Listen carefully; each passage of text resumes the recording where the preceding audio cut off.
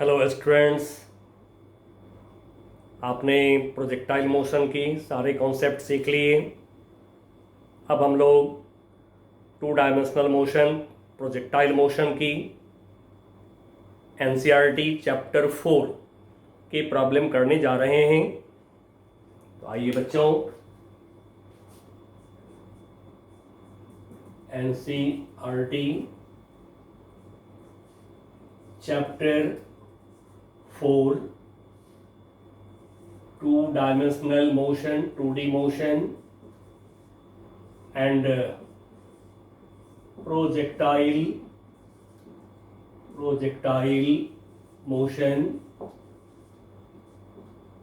अब ये दो टॉपिक की प्रॉब्लम हम लोग करने जा रहे हैं। बच्चों, यदि आप में से किन्हीं को कॉन्सेप्ट की ज़रूरत हो तो आप चाहें यूट्यूब पर हैशटैग ठाकुर सर सारे स्मॉल लेटर में आप इसको टाइप करिए यूट्यूब पर, आपको मिल जाएंगे सारे लेक्चर्स। आइए बच्चों, तो हम ले रहे हैं एनसीईआरटी से।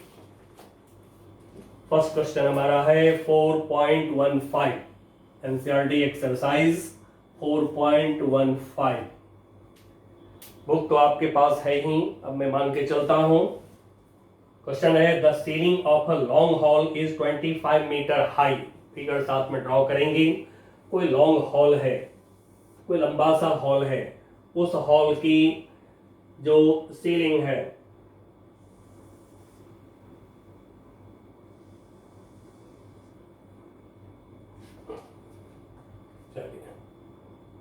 ये हमने ये हॉल ले लिया। अब जो हॉल है थोड़ा आप सीधा ले लेंगे। हॉल की जो सीलिंग है, छत है, इसका हाइट हमें बोल दिया गया, तो वो ये फ्लोर है। फ्लोर से जो छत है इसकी हाइट मैं साइड में ले लेता हूं h। अब ये h हमें प्रॉब्लम ने दे दिया, कितना दिया? हॉल का हाइट, सीलिंग का हाइट ये है 25 मीटर। 25 मीटर। आगे है what is maximum horizontal distance that a ball thrown with a speed 40 meter per second can go without hitting the ceiling of the hall। अब एक बॉल को फेंका जा रहा है कहीं से। अब कहीं से बॉल को फेंक रहे हैं, मान लीजिए हम यहां से फेंक रहे हैं। लेट अस सपोज ये ओरिजिन, ये हम एक्स एक्सिस ले रहे हैं, ये हम वाई एक्सिस ले रहे हैं, ये हमारा हॉल हो गया। अब यहां से हमने फेंका, बॉल चला चला चला चला, सीलिंग को टच करते हुए बॉल गिर गया।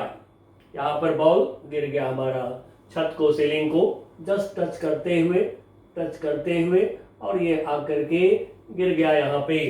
अब देखिए बच्चों, जो आगे हमसे क्वेश्चन कर रहा है क्या कर रहा है क्वेश्चन में? What is maximum horizontal distance. Maximum horizontal distance यानी कि ये R, जिसको हम लोगों ने R से डिनोट किया है जिस समय प्रोजेक्टाइल मोशन हम डिस्कस किए हैं। Now horizontal distance, a ball thrown with a speed 40 meter can go without hitting the ceiling of the hall। अब यहाँ पर एक लैंग्वेज पर गौर कर लेंगे। फिजिक्स में हमेशा लिमिटिंग कंडीशन में हम लोग काम करेंगे। जैसे कहता है कि विदाउट हिटिंग, इट मीन्स कि just touching the ceiling, ball चला गया। यदि प्रॉब्लम में कहता कहीं आपको कि ball just hits the ceiling, तो भी हम बॉल को केवल टच करते हुए अलग उसको ले जाएंगे, आगे ले जाएंगे। जैसे क्वेश्चन में आगे आने वाला है लॉज ऑफ मोशन, उसमें लिखा रहेगा आपको अ बॉडी स्टॉप्स मतलब क्या? Just stops. A body starts to move मतलब क्या? बिल्कुल धीरे से खिसक रहा है। जस्ट स्टार्ट हुआ, तो हमेशा जस्ट पर हम लोग काम करेंगे। जैसे हिट तो जस्ट हिट, स्टॉप तो जस्ट स्टॉप, मूव्स तो जस्ट मूव्स। हमेशा जस्ट पर नजर रखिएगा। फिजिक्स का ये एक लैंग्वेज है जो हमें ध्यान रखना होता है, आगे इसकी बहुत जरूरत आने वाली है। तो जस्ट टच करते हुए सीलिंग को चला गया विदाउट हिटिंग, यानी कि just touching the ceiling, ball गिर गया। अब हमें आर डिमांड कर रहा है प्रॉब्लम कि आर कितना होगा। निकालो। चलिए बच्चों हम ट्राई करते हैं जो हम पढ़े हैं। अब बॉल का इनिशियल वेलोसिटी लिया हमने u, जैसा कि हम लोग लेते आ रहे हैं u for initial velocity. Initial velocity का जो एंगल है हॉरिजॉन्टल से एंगल ऑफ प्रोजेक्शन जो हम लोगों ने थीटा लिया है ले लिया। अब जो गिवन है जो अननोन है उसका इक्वेशन लिखिए। और हमने जैसे आपको सिखा दिया है एस वाई लेंगे तो एच निकल जाता है, एस एक्स लेते हैं तो आर निकल जाते हैं, वो भी लेकर कर सकते हैं। बट जो इक्वेशन निकाल लिया है हम लोगों ने अब मैं उसको डायरेक्ट यूज कर रहा हूं। आप देखना चाहें तो जो क्लास लेक्चर हैं आप इस लिंक पर जाइए यूट्यूब पर और वहां पर आप लेक्चर देख लीजिए, आपको इनके फॉर्मूले मिल जाएंगे। अब ये जो मैक्सिमम हाइट है यहाँ पर बॉल की जो मैक्सिमम हाइट है ये हमने एच मैक्स बोल लिया, ये मैक्सिमम हाइट ये एच मैक्स बोल दिया हमने इसको, क्योंकि हम लोगों ने इसी वर्ड के टर्म में हम लोगों ने स्टडी करी हुई है। नाउ एच मैक्स का इक्वेशन लिखते हैं जो आपको निकाल दिया हम लोगों ने कॉन्सेप्ट के समय। Now H max equal to u square sine square theta upon 2g। अब देखिए बच्चों हमें एच मैक्स मालूम है यस 25, यू स्क्वायर यू नहीं मालूम है छोड़ दिया, साइन स्क्वायर थीटा भी हमें मालूम नहीं, ओ नो यू मालूम है हमें। अच्छा you 40 metre per second you मालूम है। चलिए यू है 40 मीटर पर सेकेंड, तो यहाँ पर हम रख लें u की वैल्यू रख लें यहाँ पर 40 मीटर पर सेकेंड। तो 40 का square you square sine square theta नहीं दिया है, एंगल ऑफ प्रोजेक्शन नहीं दिया है। 2g की वैल्यू 10 भी ले सकते हैं 9.8 भी ले सकते हैं अपनी सुविधा के लिए। आपको 10 लेकर के भी अपना निकालिएगा, आंसर थोड़ा सा डिफर करे तो कोई बात नहीं। अभी मैं 9.8 ही ले रहा हूँ चलिए, क्योंकि एनसीईआरटी में ज्यादा 9.8 पर ही आंसर आता है। नाउ साइन स्क्वायर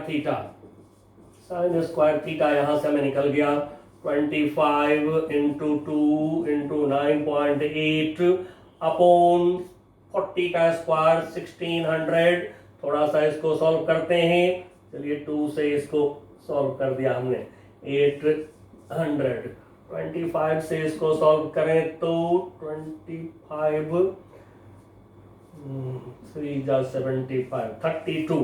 चलिए ये हो गया, अब इसको यहीं छोड़ देते हैं 9.8 अपॉन 32। तो यहाँ से साइन थीटा निकल जाएंगे, sine theta equal to under root of 9.8 upon 32। बाकी सोल्यूशन लास्ट में कर लेंगे, टाइम की बचत होती है। ठीक है, हर स्टेप पर सोल्यूशन नहीं करिएगा, नहीं तो टाइम ज्यादा किल होता है। अब हमें r चाहिए तो r का इक्वेशन लिखते हैं, r equal to u square sine 2 theta upon g। अब देखिए हमें r चाहिए, u हमें मालूम है yes 40 metre per second, sign 2 theta को एक्सपेंड कर लीजिए, साइन तो मालूम हो ही गया है, अब इससे कॉस भी निकल जाएगा तो इसको थोड़ा एक्सपेंड कर दीजिए। नाउ दिस इक्वल टू 40 का square into 2 sine theta cos theta 2 sine theta into cos theta upon g 9.8। अब देखिए साइन थीटा की वैल्यू मालूम है, कॉस थीटा भी निकाल के इसमें डाल दीजिए, आ जाएगा आंसर। और यदि कभी कोई इक्वेशन फॉर्म करते हैं और सोल्यूशन नहीं दिखे तो उसमें हेजिटेट नहीं करेंगे, हड़बड़ाएंगे नहीं, इक्वेशन को 1 2 3 4 लिखते जाइए, सोल्यूशन मिल ही जाएगा। यदि चैप्टर ठीक से पढ़ा हुआ है तो पक्का है कि निकल जाता है ना। कॉन्सेप्ट चाहिए तो जैसा कि मैं आपको बता ही दिया हूं कहां पर है सारी कॉन्सेप्ट्स, तो बस इसी लिंक पर आपको सारा कॉन्सेप्ट मिल जाएगा, जितना चाहिए पूरे इसी कॉन्सेप्ट से जितना हमने दिया है उसी से आप एससी वर्मा की कॉन्सेप्ट ऑफ फिजिक्स करेंगे, उसी कॉन्सेप्ट से आप आई इरोडोव के प्रॉब्लम करेंगे। एंड सो आप जो है एक बार कॉन्सेप्ट्स जरूर देख लीजिएगा, जो क्लास लेक्चर है उसको देख लीजिएगा, प्रोजेक्टाइल का 2D मोशन एंड प्रोजेक्टाइल दोनों का। नाउ अब हम कॉस थीटा निकाल रहे हैं तो साइन स्क्वायर थीटा हमारे पास है, यहां से हम निकाल लें cos square theta 1 minus sine square theta. Now 1 minus sine square theta 9.8 upon 32, इसको सॉल्व करें 32 माइनस 9.8 कितना हो जाएगा 22.2। Now cos theta equal to आ जाएंगे अंडर रूट ऑफ, स्क्वायर हटा रहे हैं, इधर रूट लेंगे 22.2 अपॉन 32 अंडर रूट। अब रख दीजिए, इक्वेशन 1 में पुट कर दीजिए। तो बाई इक्वेशन 1 से अब हम लोग r इक्वल टू कर लें, तो r इक्वल टू 40 का square 1600 into 2 into sine theta under root of 9.8 by 32, फिर cos थीटा आ गया into under root 22.2 upon 32, cos theta का वैल्यू रख लिया, नीचे 9.8। अब सोल्यूशन करना है। सोल्यूशन करने के समय थोड़ी सी हल्की फुल्की सोचिएगा, तो 9-10 के लेवल का ही सोल्यूशन होता है फिजिक्स में, कोई मुश्किल सोल्यूशन नहीं होते हैं। चलिए थोड़ा सा मैं इसको सॉल्व कर देता हूँ, 2 से इसको सॉल्व कर देता हूँ। 4.9 नाउ 1600 अपॉन 4.9। नाउ इन दोनों टर्म को एक रूट के अंदर ले लेते हैं, अंडर रूट 9.8 इंटू 22.2। अब देखिए बच्चों, इन दोनों को एक रूट के अंदर ले लें तो 32 इंटू 32 का स्क्वायर, रूट निकल के बाहर आ जाएंगे, 32 हो गया। अब देखिए 16 से क्लियर डिवाइड हो रहा है, 16 से 100 हो गया, 16 से 2 हो गया। अब बच्चों आप इसको रूट लेकर के इसको डिवाइड कर लेंगे, ये आपको 150.5, थोड़ा राउंड ऑफ कर दीजिएगा लेकिन इतना मीटर ये आंसर आपको निकल आवेगा। थोड़ा सा राउंड ऑफ लेकिन कर लीजिएगा, क्योंकि एनसीईआरटी में या फिर जो भी स्टैंडर्ड बुक है, इंटरनेशनल लेवल की जो भी बुक्स हैं, सब में आपको आंसर राउंड ऑफ किया हुआ है। राउंड ऑफ करने पर कभी आंसर ना मिले तो समझिएगा कि गलती हुआ, फिर उसके बाद में अपनी कॉन्सेप्ट से उसको सही करिए, और कॉन्सेप्ट की कोई कमी नहीं है, ये मान के चलिएगा। ठीक है। नाउ अब नेक्स्ट क्वेश्चन हमारा है 4.16 NCERT chapter 4.16 A cricketer can throw ball to maximum horizontal distance 100 मीटर। देखिए कैन लगा दिया, कैन जैसी लगे तो समझ जाइएगा कि मैक्सिमम, उससे आगे नहीं जा सकता है कोई, कभी भी कैन लगा रहे तो। अब हम लोग आर का मैक्सिमम वैल्यू निकाले हैं, मैक्सिमम हाइट का मैक्सिमम वैल्यू हम लोग निकाले हैं अपने क्लास लेक्चर में, तो फिर वहां से हम ले रहे हैं इक्वेशन। तो 4.16 में मैक्सिमम हॉरिजॉन्टल डिस्टेंस 100 मीटर है, आपने पढ़ा है maximum horizontal range R max equal to u square sine 2 theta 45 degree. याद करिए बच्चों, 45 डिग्री एंगल लेने पर क्या होता है, रेंज मैक्सिमम, याद करिएगा। You square sine 2 theta, angle of projection theta 45 degree पर रेंज मैक्सिमम अपॉन जी। नाउ ये हो गया हमारा यू स्क्वायर, और मैक्सिमम कितना, ये 100 दे रखा है, तो 100 u square sine 90 degree 1, sine का maximum value, now upon G. अभी जी को जी ही छोड़ देता हूं, इक्वेशन नंबर 1। नेक्स्ट अब इसी में कह रहा है how much high above ground can cricketer throw the same ball. अब मैक्सिमम हाइट का मैक्सिमम वैल्यू ये हमसे पूछ रहा है, मैक्सिमम हाइट जो है प्रोजेक्टाइल जो अटेंड करता है उसका मैक्सिमम वैल्यू क्या हो सकता है, ये हमसे पूछ रहा है क्वेश्चन। तो चलिए अब यहाँ पर जैसा कि ये भी हम निकाल रखे हैं अपने क्लास लेक्चर में, ये भी निकाले हुए हैं, फिर भी मैं थोड़ा सा इसको रिकॉल कर रहा हूँ आपको सुविधा के लिए। तो आपने निकाला H max, maximum height attained by projectile, कितना निकाले थे, u square sine square theta upon 2g। अब देखिए जब साइन थीटा लेंगे 1 तो ये क्या होगा, मैक्सिमम। तो फॉर मैक्सिमम एच मैक्स, इसके लिए sine square theta equal to 1, क्योंकि साइन का मैक्सिमम वैल्यू 1 होता है, मैक्सिमम से मल्टीप्लाई करेंगे मैक्सिमम मिलेगा। एंड इसको मैं लिख देता हूं साइन 90 डिग्री। अब देखिए बच्चों 1 के बदले में साइन 90 डिग्री लिख लिए, ठीक है। अब स्क्वायर है तो हम इसको स्क्वायर कर लेते हैं, कोई दिक्कत नहीं, क्योंकि साइन स्क्वायर 90 डिग्री 1 का स्क्वायर 1, अब यहाँ से थीटा क्या दिख रहा है आपको, थीटा इक्वल टू 90 डिग्री। अब जब थीटा 90 डिग्री होते हैं तो मैक्सिमम हाइट जो प्रोजेक्टाइल का है वो मैक्सिमम तक होते हैं, मैक्सिमम हाइट मैक्सिमम होते हैं, मतलब वहां से ऊपर नहीं जाता है ऑब्जेक्ट, तो फिर मैक्सिमम हाइट का मैक्सिमम वैल्यू, अब इसमें हम मैक्स लगा रहे हैं, मैक्सिमम हाइट में मैक्स लगाया, तो इसके लिए थीटा हमारा 90 डिग्री है, this is u square upon 2g। अब देखिए यहां से हम यू स्क्वायर का वैल्यू रख सकते हैं, तो यू स्क्वायर क्रॉस मल्टीप्लाई लीजिए, 100g हो गया, तो 100g अपॉन 2g, g से g कट गए, 2 से 100 को डिवाइड किया, 50 मीटर। चलिए बच्चों, इस तरह से बहुत आराम से सारे प्रॉब्लम सॉल्व होंगे, सारे बुक के सॉल्व होंगे। कॉन्सेप्ट्स खाली थोड़ा सा देख लीजिएगा, क्लास लेक्चर को देख लेंगे ताकि कॉन्सेप्ट्स याद रहे, जिसके लिए लिंक आपके सामने में है। यूट्यूब पर टाइप करिए #ठाकुर सर, लेकिन सारे स्मॉल लेटर में टाइप करिएगा, तो फिर सारे लेक्चर एक तरफ से आपको सामने आ जाएंगे, उसके कॉन्सेप्ट ले लीजिए। नाउ 420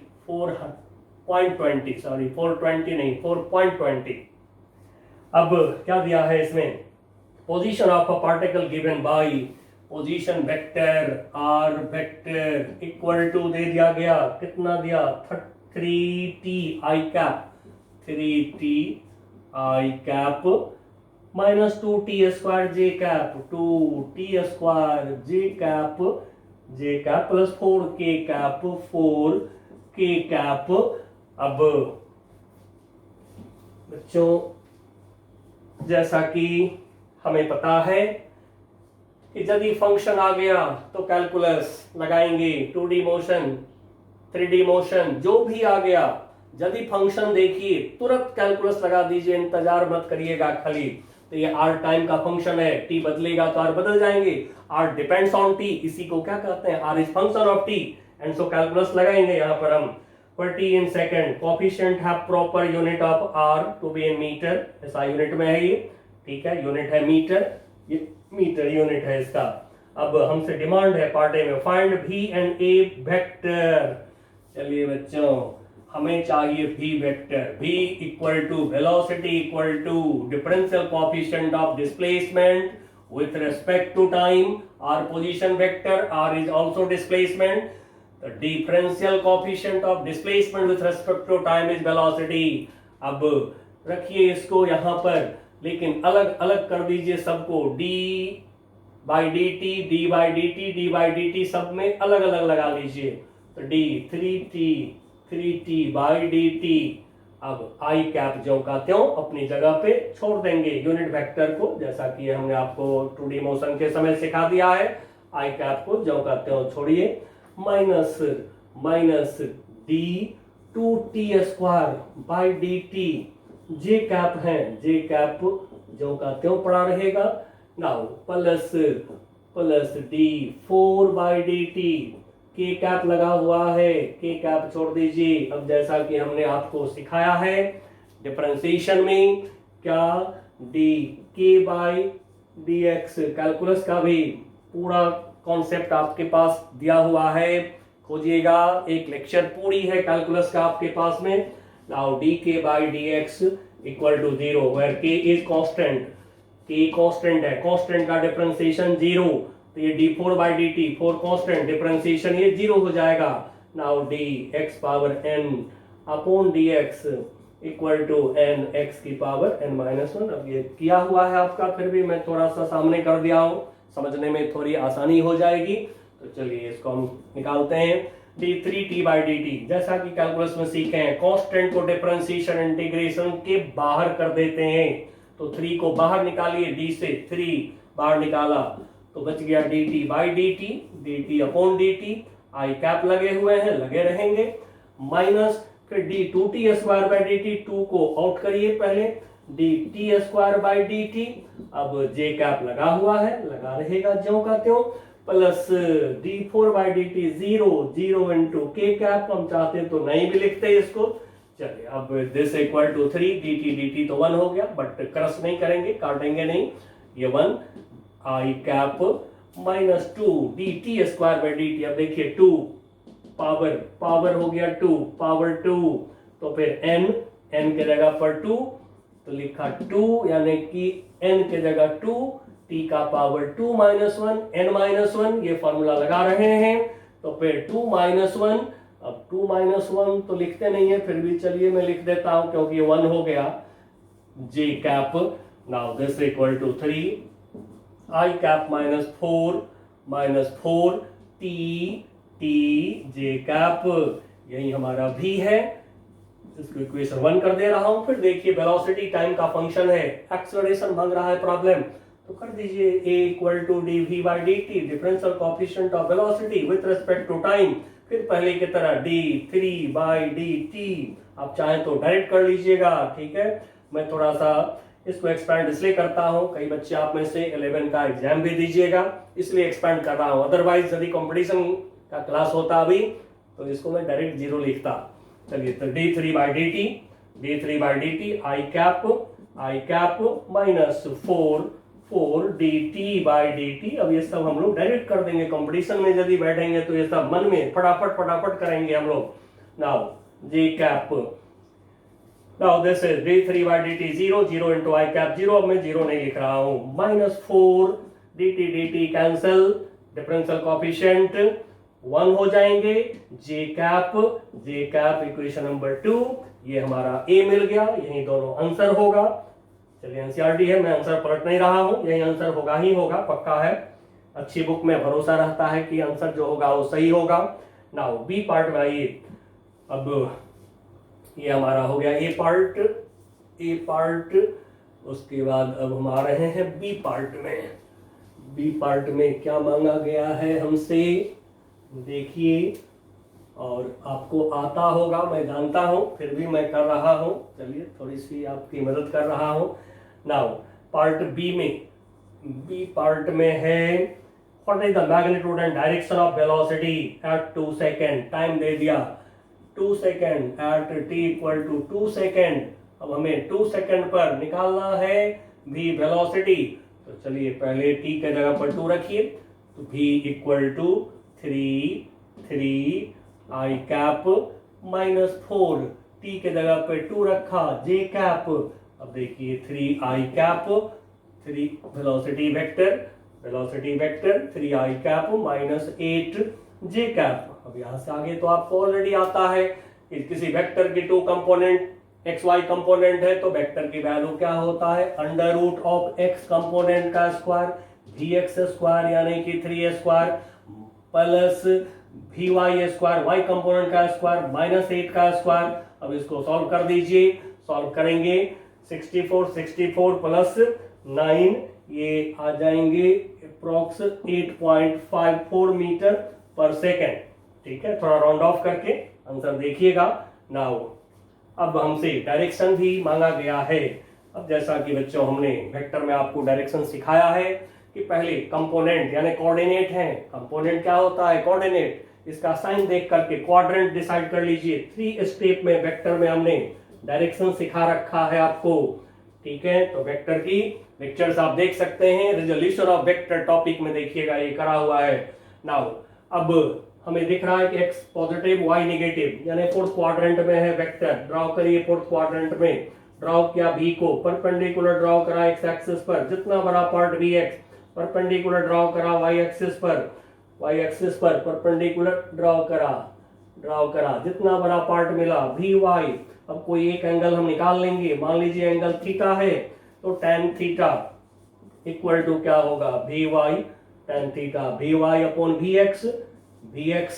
नाउ vy कितना है हमारा, vy इज माइनस 8, लेकिन मैं माइनस नहीं ले रहा हूं, क्यों नहीं, जवाब देता हूं मैं आपको, अपॉन 3 लिया हमने। अब कहिएगा माइनस क्यों नहीं लिया हमने, तो जवाब जान लीजिए, मैक्सिमम बुक में लोगों ने लगा रखा है माइनस, हमने क्यों नहीं लिया, जवाब दे रहा हूं आपको। ट्रिग्नोमेट्री में आपने पढ़ा है कि ट्रायंगल के किसी भी साइड का लेंथ नेगेटिव नहीं होता है, तो हम लोग क्या यूज कर रहे हैं, ट्रिग्नोमेट्री यूज कर रहे हैं। कोऑर्डिनेट ज्योमेट्री, कोऑर्डिनेट में नेगेटिव साइन, इसका हमने यूज कर लिया, फोर्थ क्वाड्रेंट में वेक्टर को ड्रॉ कर लिया, कहां से ड्रॉ करा, y negative x positive, fourth quadrant में है वेक्टर, कोऑर्डिनेट ज्योमेट्री का यूज कर लिया। हो गया, माइनस का यूज कर दिया हमने। तो अब जो है माइनस का यूज ट्रिग्नोमेट्री में यदि करते हैं, इसका मतलब आप ट्रायंगल के साइड को नेगेटिव ले रहे हैं, बट ट्रायंगल का कोई भी साइड आप नेगेटिव 10th क्लास में लिए थे, नहीं लिए थे ना, ध्यान रखिएगा। ट्रिग्नोमेट्री यूज करने के समय माइनस को फेंक दीजिएगा यदि है तो। अब इसको थोड़ा सॉल्व करके थीटा इक्वल टू थोड़ा चेक करिएगा, तो ये अप्रॉक्स जो है 70 डिग्री के करीब ये आता है। ठीक है, इसको आप ट्रिग्नोमेट्रिक चार्ट में देख लीजिएगा, 8/3 को डेसिमल में ला करके देखेंगे तो theta 70 degree with x axis. लेकिन बच्चों मैंने आपको एक बात वेक्टर में बताया था कि एंगल को जांच करिएगा, क्लॉकवाइज एंगल यदि है तो नेगेटिव हो जाएगा, एंड सो एक्स एक्सिस से क्लॉकवाइज एंगल है, ये नेगेटिव एंगल है, तो फिर यहाँ पर आप क्लॉकवाइज वर्ड यूज कर लीजिए, जैसा कि हमने वेक्टर में सिखाया था आपको, क्लॉकवाइज। अब ये नहीं देखेंगे कि एनसीईआरटी के बुक में क्लॉकवाइज नहीं लिखा हुआ है, माइनस भी नहीं लगा हुआ है, कहा गया है बॉस इज ऑलवेज राइट। तो ये जो प्रॉब्लम लिखे हैं आपको दिए हैं, वो तो बॉस हैं, टीचर हैं, महान टीचर हैं जो दिए हैं, इसलिए वो नहीं देखना है। उन्होंने क्या करा है, हमें बीइंग स्टूडेंट आपको एंगल को जांच करते रहना है। यदि एंगल एक्सिस से क्लॉकवाइज हो गया तो नेगेटिव एंगल है, तो फिर उसके लिए क्लॉकवाइज वर्ड यूज करेंगे, एंगल में माइनस लगाने की भी इजाजत आपको नहीं है। चलिए बच्चों, तो ये हो गया दोनों पार्ट 4.20 का। अब नेक्स्ट क्वेश्चन हमारा क्या है, नेक्स्ट क्वेश्चन हमारा है 4.21। 4.21 आइए, इसमें क्या पूछा, क्या दिया, a particle starts origin t0 with velocity 10g and moves in xy plane. फिर 2D मोशन आ गया। 2D मोशन में हमने दो टाइप आपको सिखाया है। पहला टाइप हमने बताया कांस्टेंट वैल्यूज यदि हो, एक्सेलरेशन, वेलोसिटी, डिस्प्लेसमेंट सबके यदि वैल्यूज हो तो नॉन कैलकुलस मेथड से ही काम करेंगे, और यदि फंक्शन हो गया तो कैलकुलस मेथड से। अब 4.20 कैलकुलस मेथड का था, अब ये नॉन कैलकुलस, बिना कैलकुलस का हो गया। चलिए बच्चों, तो यहाँ पर हम जैसा कि 2D मोशन में सिखाया, यू एक्स देखेंगे, यू वाई देखेंगे, ए एक्स देखेंगे, ए वाई देखेंगे, यानी कि जो भी वेक्टर है उसके अलग अलग दोनों कंपोनेंट देखेंगे, एक्स वाई सभी वेक्टर के कंपोनेंट देखेंगे, और 1D मोशन की इक्वेशन को दो बार यूज करेंगे, एक बार एक्स एक्सिस पर, एक बार वाई एक्सिस पर। 1D मोशन कौन सा, b equal to u plus a t, s equal to u t plus half d square, b square equal to u square plus 2as, ये तीन equation को use करिए। Now u x 0, u y दे रहा है 10g यानी कि y axis पर 10 मीटर पर सेकेंड। ax दिया आपको 8i प्लस 2j है, तो ax हो गया 8 metre per second square, ay 2j, ay में j लगता है, तो ये हो गया 2 मीटर पर सेकेंड स्क्वायर। अलग अलग कर लीजिए। अब पार्ट ए में आइए। पार्ट ए में हमसे क्या पूछा, at what time the x coordinate of particle 16 metre, मतलब कि आपको एक्स दे दिया 16 मीटर। अब जैसा कि 2D मोशन में हमने आपको पढ़ाया है, एक्स मतलब एक्स कोऑर्डिनेट एस एक्स लगा लीजिए, एस का equation s equal to u t plus half a t square लगाया, एक्स क्योंकि एक्स एक्सिस पर इक्वेशन को यूज करेंगे, क्योंकि एक्स दिया है, टाइम पूछ रहा है हमसे, तो x coordinate length on x axis, and so इसका इक्वेशन यूज करिए। अब ये है 16 ux 0 into T 0 plus half ax कितना है 8 इंटू टी स्क्वायर मालूम नहीं, 2 4 जा 8, टी स्क्वायर इक्वल टू 4 से 16 को डिवाइड करें तो 4, देयरफॉर टी इक्वल टू हो गया आपको 2 सेकेंड। अब देखिए बच्चों, आगे क्या पूछे हैं, what is the y coordinate of particle at time, y coordinate पूछ रहे हैं, तो फिर s का इक्वेशन फिर यूज करिए, s equal to u t plus half a t square. यही कॉन्सेप्ट मैंने आपको 2D मोशन में भी दिया है, प्रोजेक्टाइल मोशन में भी दिया है कि वन डायमेंशनल मोशन यदि एक्सेलरेशन कांस्टेंट है, वन डायमेंशनल मोशन की इक्वेशन को दो बार यूज करिए, एक बार एक्स एक्सिस पर, अब उसी इक्वेशन को फिर यूज करिए वाई एक्सिस पर। सारे problem 2D motion projectile motion का सॉल्व होता है। अब हम वाई एक्सिस पर यूज कर रहे हैं, सारे वेक्टर में वाई लगा लिया पहचानने के लिए, ठीक है ना। एक्स एक्सिस पर है तो सारे वेक्टर में एक्स लगा लीजिए पहचानने के लिए, ये सारे एक्स एक्सिस का लॉन्ग है। उसी तरह से वाई लगा लीजिए सारे वेक्टर में। अब एस वाई को हम वाई लिख रहे हैं, आप एस वाई भी छोड़ सकते हैं, यू वाई देखिए कितना है 10 इंटू टाइम 2 प्लस हाफ, ए वाई कितना है 2, टाइम कितना है 2 का स्क्वायर। अब ये कितना होगा, 2 से 2 कैंसल, 20 20 20 प्लस 4 24 मीटर। थोड़ा सा आंसर मैं इसका चेक करता हूं, देखता हूं क्या है आंसर। 4.21, यस ठीक है, 2 सेकेंड 24 मीटर, गुड ठीक है। अब आइए पार्ट बी में आइए, बी में क्या पूछ रहा है, what is speed of particle at the time. अब स्पीड पूछ रहे हैं हमसे कि स्पीड क्या होगा बच्चों, भी पूछ रहा है तो लगा लीजिए v equal to u plus a t, क्योंकि एक्सेलरेशन कांस्टेंट है। नॉन कैलकुलस, बिना कैलकुलस का प्रॉब्लम करेंगे, फंक्शन आवेगा तो कैलकुलस लगा देंगे। दो ही तरह का हमने बताया है आपको 2D मोशन में प्रॉब्लम। तो फिर यहाँ पर हमने लिखा v equal to u plus a t, x axis के लिए सब्सक्रिप्ट x लगा दिया। Now v x equal to u x क्या है 0, ए एक्स कितना है 8, टाइम कितना है 2, नाउ ये हो गया 16 मीटर पर सेकेंड। फिर v इक्वल टू लिखा u plus a T, y subscript लगाया, y एक्सिस पर यूज करते हैं इक्वेशन को। u y कितना है 10 प्लस ए वाई कितना है 2, t कितना है 2, कितना हो गया 4 4 plus 10 14 metre per second. Now v equal to under root v x square plus v y square. कर दीजिए सॉल्व इसको, वी एक्स स्क्वायर 16 का square plus v y square 14 का स्क्वायर। अब इसको थोड़ा सा सॉल्व करिएगा, ये आपको 21.26 मीटर पर सेकेंड आवेगा। अब थोड़ा सा राउंड ऑफ कर करके आंसर को देखते रहिएगा। चलिए बच्चों, तो ये निकल गया। और यही दो टाइप हमने आपको सिखाया है लेक्चर के समय, क्लास लेक्चर में। बस प्रॉब्लम सब क्लास लेक्चर को देख देख करके करिए, अपने से करिए, सॉल्व होगा प्रॉब्लम, ठीक है। नाउ नेक्स्ट क्वेश्चन है हमारा 4.25। इसमें बोला गया है कि an aircraft is flying at a height 3400 metre above the ground if the angle subtended at a ground observation point by the aircraft positions 10 seconds apart is 30 degree.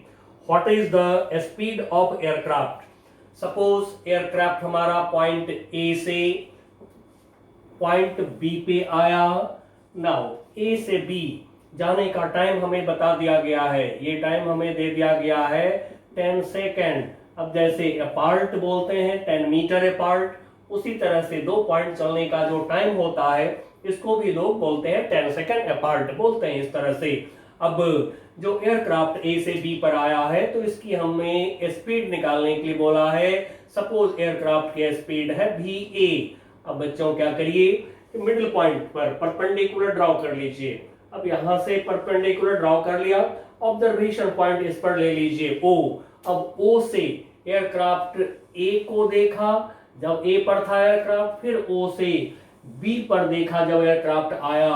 अब ये जो डिस्टेंस है ए बी डिस्टेंस यदि हम निकाल लें तो हमें एयरक्राफ्ट की स्पीड मिल जाएगा, डिस्प्लेसमेंट अपॉन टाइम, एक्सेलरेशन तो है नहीं। And so speed of aircraft v a equal to displacement a b upon time taken T.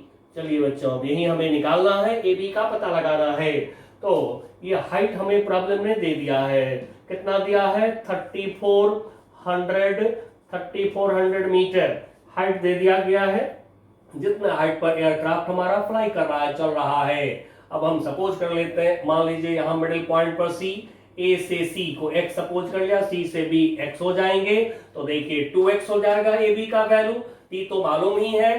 तो अब यहाँ पर एंगल दे रखा है आपको 30 डिग्री। अब एंगल दे रखा है टोटल एंगल 30 डिग्री, तो फिर हाफ एंगल कितना होगा 15 डिग्री। 10 15 डिग्री ले लीजिए, 10 15 degree equal to x upon h। x upon h, यहां से x निकल गया हमें h 3400, h का वैल्यू ले लिया 10-15 डिग्री, 10-15 डिग्री। नाउ 3400 10-15 डिग्री का वैल्यू कितना होता है, ट्रिग्नोमेट्रिक चार्ट में से देखिएगा, मैं लिख रहा हूं 0.2679, ट्रिग्नोमेट्रिक के चार्ट से आप इसको देखिएगा हमेशा। नाउ अब x निकल गया हमें, तो फिर AB equal to 2x equal to 2 into 3400 into 0.2679। अब इक्वेशन 1 में डाल दीजिए, t का वैल्यू आपको मालूम है कितना, 10 second, and so VA aircraft की स्पीड इक्वल टू कितना होगा, AB के जगह पर 2 इंटू 3400 0.2679 अपॉन टाइम हो गया कितना हमारा, 10 सेकेंड, 10। अब बच्चों इसको सॉल्व कर दीजिए, सॉल्व करने से आपको 182 मीटर पर सेकेंड मिलेगा। अब थोड़ा सॉल्व करके चेक कर लीजिएगा। चलिए एनसीईआरटी का प्रॉब्लम है, आंसर तो सही ही मिलता है हमें। नाउ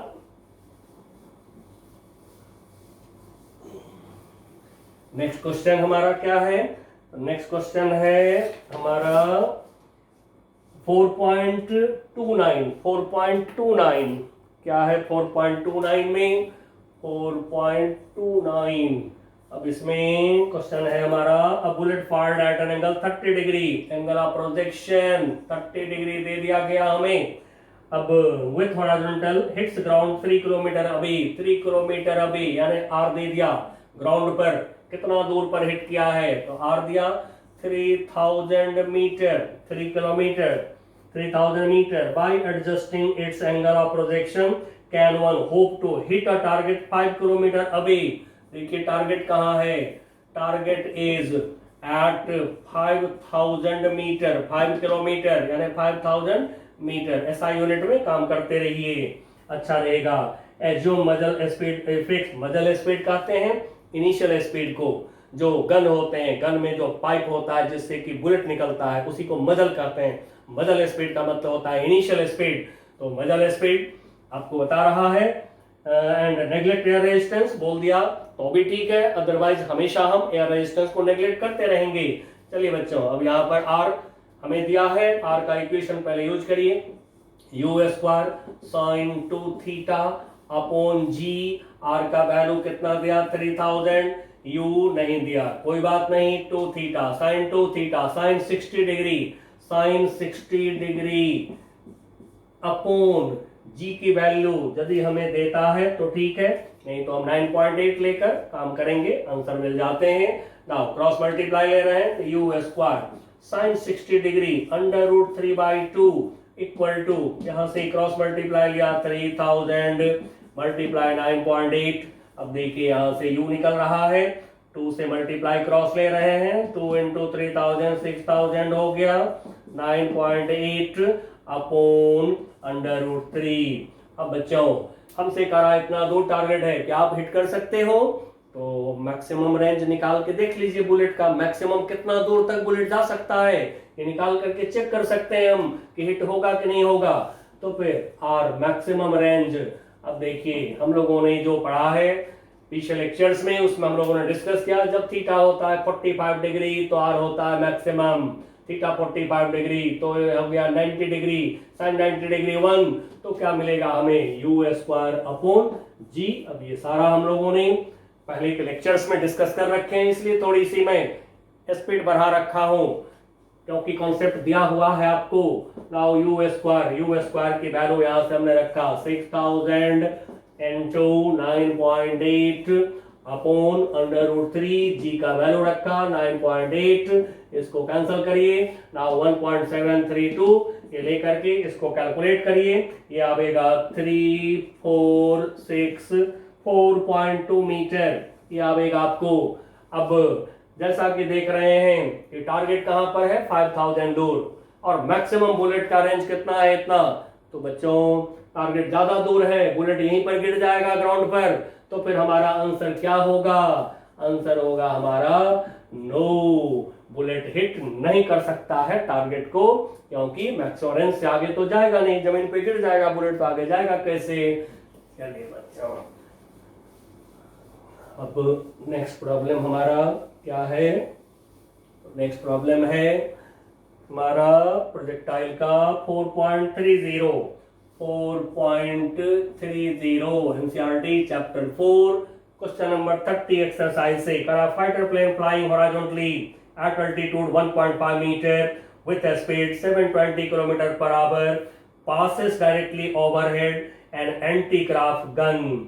एरोप्लेन का हाइट बता दिया गया हमें कितना 1.5 किलोमीटर, यानी कि 1000 से मल्टीप्लाई करिए इतना metre.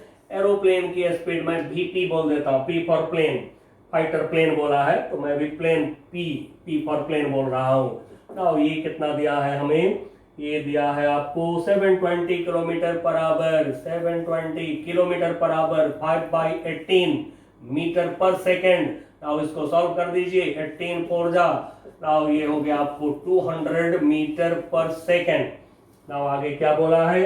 Eight what angle from vertical should the gun be fired for the shell. Shell यानी कि गोला बोलते हैं, जो बंदूक से निकलता है गोला गोली, उसको शेल बोलते हैं, बुलेट बोलते हैं। विथ मजल स्पीड मतलब इनिशियल स्पीड, बुलेट की इनिशियल स्पीड को, सेल की इनिशियल स्पीड को हम यू बोल रहे हैं, ठीक है, क्योंकि ये प्रोजेक्टाइल बन जाएगा। हम लोग यू इनिशियल वेलोसिटी लिखते आ रहे हैं शुरू से। नाउ ये हमें दिया गया कितना? 600 metre per second, 600 metre per second दिया गया।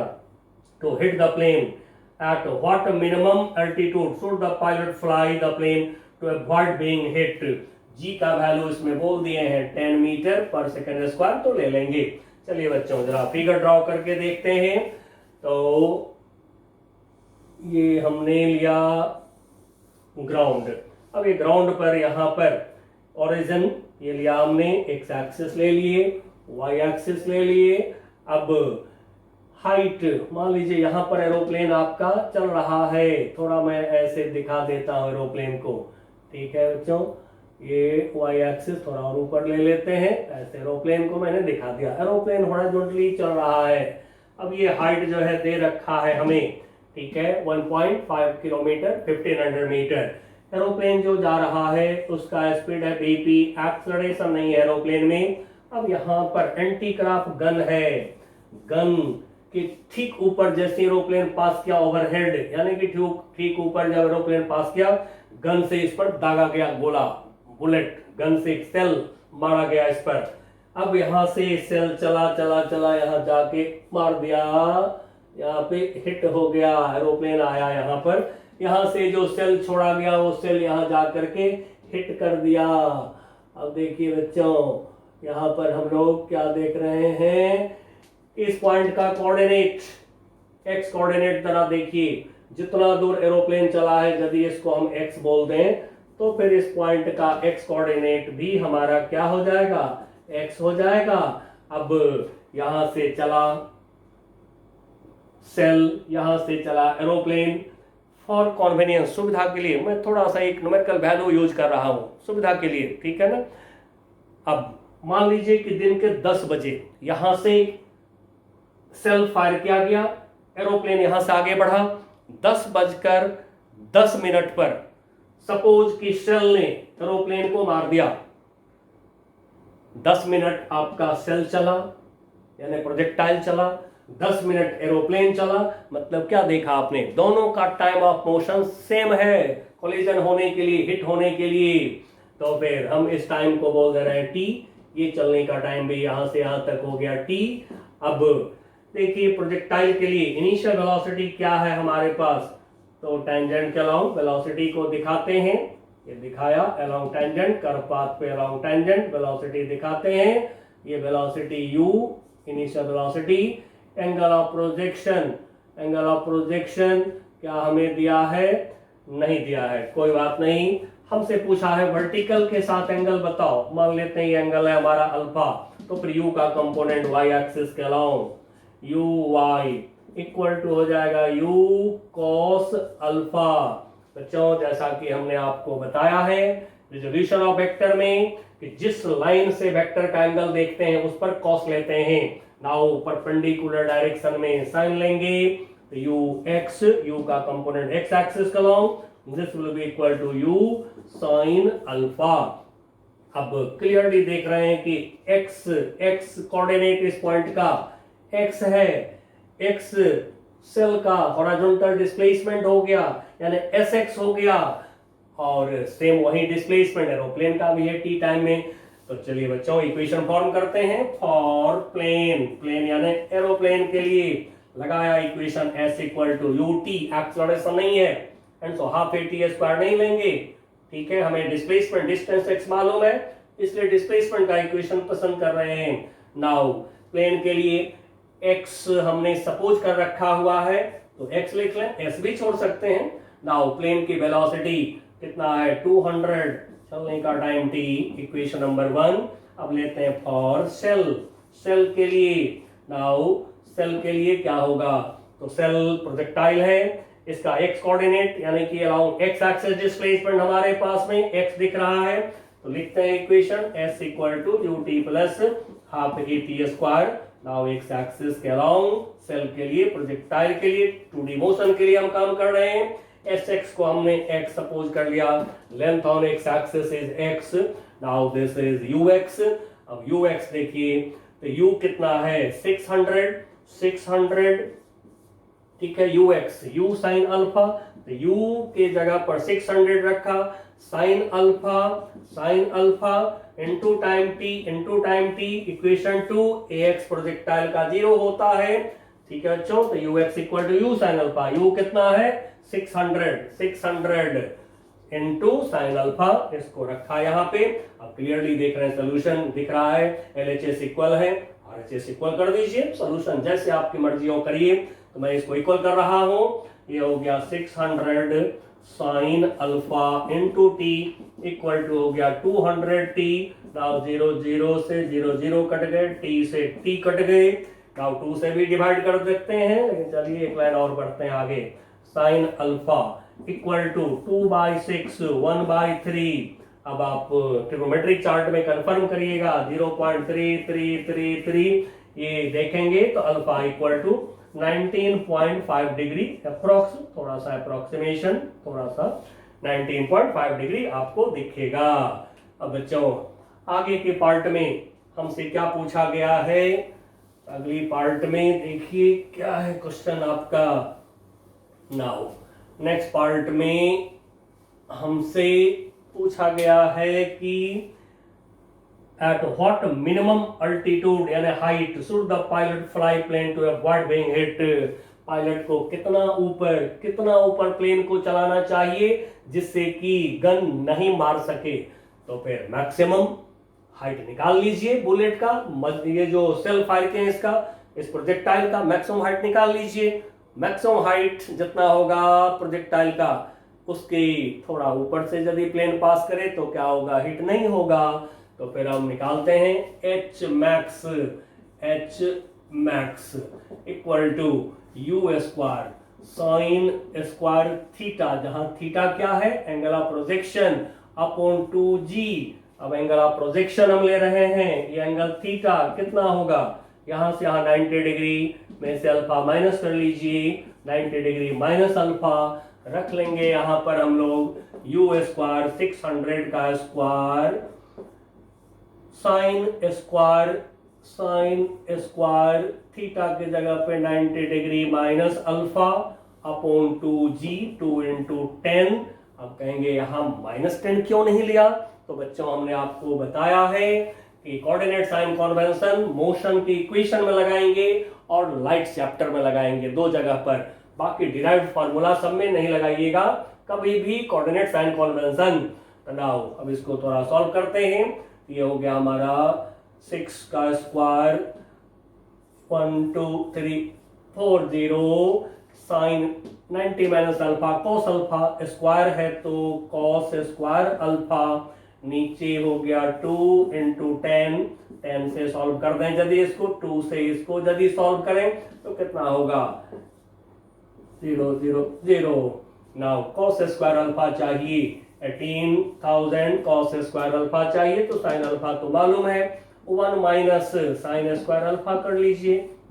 Now this equal to 18,000 into 1 minus sine square alpha 1/3 का स्क्वायर 1/9, नाउ ये हो गया 18,000 इंटू 9 माइनस 1 8 बाई 9 9 से इसको सॉल्व कर दें तो कितना होगा 2000 यानी कि 16,000 मीटर या फिर 16 किलोमीटर। अब देखिए बच्चों, जब भी एरोप्लेन को हम 16 किलोमीटर पे रखें तो बुलेट मैक्सिमम 16 किलोमीटर तक जा सकता है ऊपर। तो क्या होगा कि बुलेट जो है चलेगा, ये ऐसे प्लेन जा रहा है, बुलेट चलेगा 16 किलोमीटर पर जस्ट इसको छूते हुए चला जाएगा। नहीं 16 किलोमीटर यदि जरा सा भी 1 सेंटीमीटर भी यदि ऊपर कर दिया आपने तो बुलेट छू भी नहीं पाएगा इसको। एंड सो 16 किलोमीटर पर हम प्लेन को या थोड़ा सा इससे ऊपर रखना पसंद करेंगे ताकि हिट नहीं हो सके। चलिए बच्चों, अब लास्ट क्वेश्चन हमारे पास में रहा है एनसीईआरटी की एक्सरसाइज का प्रोजेक्टाइल मोशन के लास्ट क्वेश्चन। ये है ऐसे आपका करा हुआ है, ठीक है। जिस समय हम लोग पढ़े हैं प्रोजेक्टाइल उस समय हम लोगों ने वेलोसिटी भी निकाला था। अब यही सेम क्वेश्चन को थोड़ा सा लैंग्वेज बदल के दिया गया है। क्या दिया है? So that for a projectile angle between velocity and x-axis as function of time theta equal to velocity का right angle निकालो। चलिए, अब जो हम लोगों ने पढ़ा है x एक्सिस लिया, y एक्सिस लिया, ओरिजिन जहां से स्टार्ट हुआ, अब ये एक प्रोजेक्टाइल चलते हुए ये आया। नाउ इनिशियल वेलोसिटी लिया हमने u वेक्टर, लेकिन u वेक्टर को प्रॉब्लम बोल रहा है v0 लेने के लिए, तो v0 ले लीजिएगा, अपने सिंबल में सॉल्यूशन करिए। लेकिन आंसर यदि दे रखा है तब तो उसी सिंबल को लाना है, तो सॉल्यूशन करिए अपने सिंबल में, लास्ट में जो है जो प्रॉब्लम के सिंबल है डाल लीजिएगा, उसमें इजी लगेगा थोड़ा सा काम करना। अब एंगल ऑफ प्रोजेक्शन को हम थीटा लेते हैं। अब यहाँ पे एनी टाइम t पर वेलोसिटी अलोंग टेंजेंट, अब ये है v। अब देखिए v को यदि हम रिजॉल्व करें x एक्सिस के अलोंग, y एक्सिस के अलोंग यदि हम रिजॉल्व करें v को, तो कंपोनेंट जो है यहाँ से परपेंडिकुलर ड्रॉ करा हमने, ठीक है। अब इधर के तरफ y एक्सिस के तरफ जो कंपोनेंट होता है इसको vy बोलते हैं, x एक्सिस के तरफ जो कंपोनेंट होता है इसको क्या बोलते हैं? vx बोलते हैं। चलिए v0, नाउ y एक्सिस का long component vy, x axis का लॉन्ग कंपोनेंट vx। अब इस एंगल को बोल दिया है थीटा, तो अब तो इसको थीटा नहीं ले सकते हैं हम लोग, क्योंकि इसको बोल दिया है थीटा एनी टाइम t पर, टाइम का फंक्शन मतलब t टाइम पर बोल दिया है वेलोसिटी का एंगल थीटा है, तो अब आप इसको थीटा नहीं ले सकते हैं, कुछ इसका सिंबल बदल लीजिए। अगले पार्ट में थीटा 0 लिख दिया है, तो चलिए थीटा 0 ही ले लेते हैं, यही फिगर अगले पार्ट में भी काम कर जाएगा हमारा। तो अब पार्ट ए में लिखते हैं v equal to u plus AT। अब देखिए हमें एक्स एक्सिस पर इसको लगाना है, लगाया, अब हमें क्या दिख रहा है? ux चाहिए, ux है? नहीं है तो ux निकाल लीजिए। ux इक्वल टू क्या होगा? u cos theta 0। अब देखिए u को कहा v0 लेने के लिए, तो ले लीजिए u के जगह v0 cos थीटा 0। अब जैसा कि प्रूफ में है v0 x इसको लिखा गया है, तो ठीक है, आप इसको v0 x लिख लीजिए। नाउ सिमिलरली y एक्सिस पर uy equal to u sine theta 0, पहले अपने सिंबल में काम करते हैं, सोचना आसान होता है हमें। अब इसको u के जगह पर v0 लिख दीजिए, तो v0 साइन थीटा 0, और जैसा कि प्रूफ में तो वही लाना होता है जो लिखा है। ये v0 का y कंपोनेंट है, u का y कंपोनेंट, v0 का y कंपोनेंट, तो इसी को लिख दिया v0 y। आप लास्ट में भी ये काम कर सकते थे, चलिए मैंने यहाँ पे कर दिया है ताकि आपको समझने में बिल्कुल आसान लगे।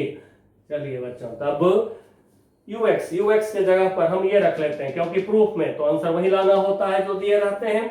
ये हो गया v0x, ax प्रोजेक्टाइल का 0, इक्वेशन 1, ax is 0, जैसा कि ऑलरेडी अब तो पता चल गया है, पूरा चैप्टर खत्म हो रहा है हमारा।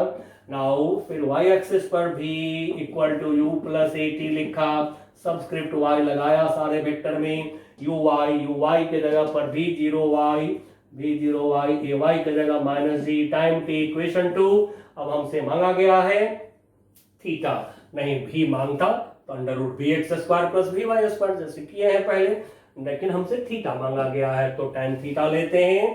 Ten theta equal to V Y upon V X, लिख लिया V Y upon V x.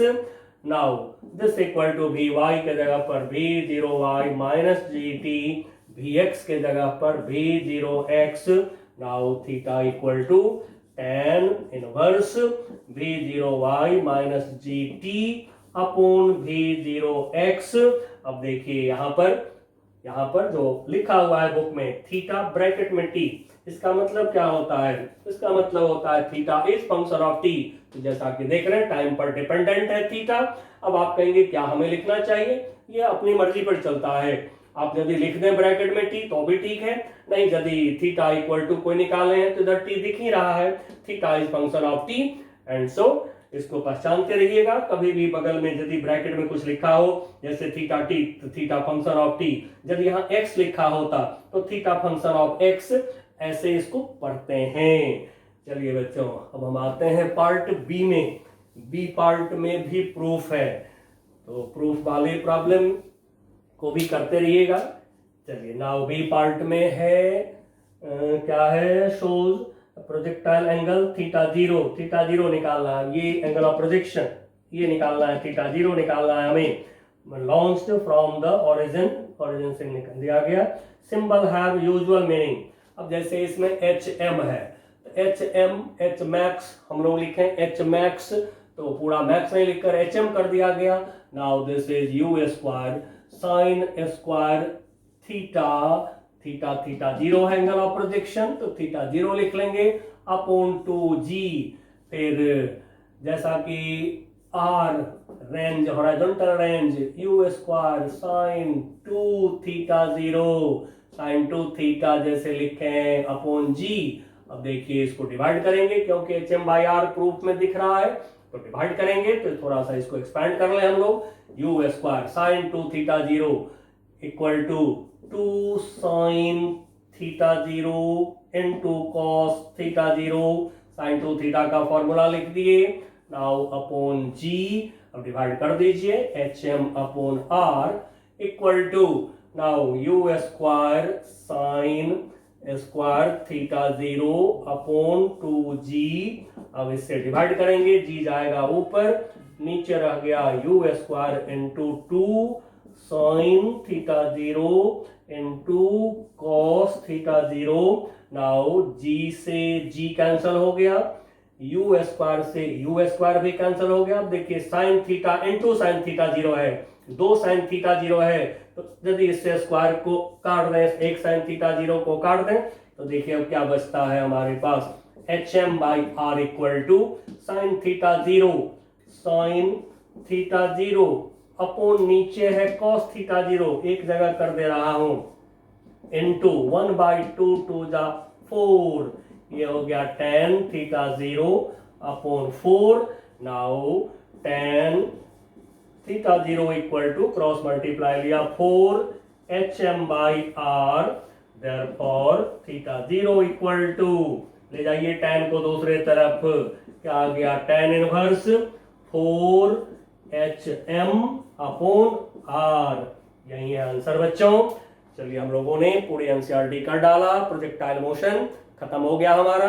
अब अगला लेक्चर हम लोग का जो होगा उसमें हम लोग एच.सी. वर्मा की कॉन्सेप्ट ऑफ फिजिक्स से प्रोजेक्टाइल मोशन करेंगे, वो हो जाएंगे, देन हम लोग आई.ई. इरोडोव को करेंगे। तब तक के लिए बच्चों बाय बाय।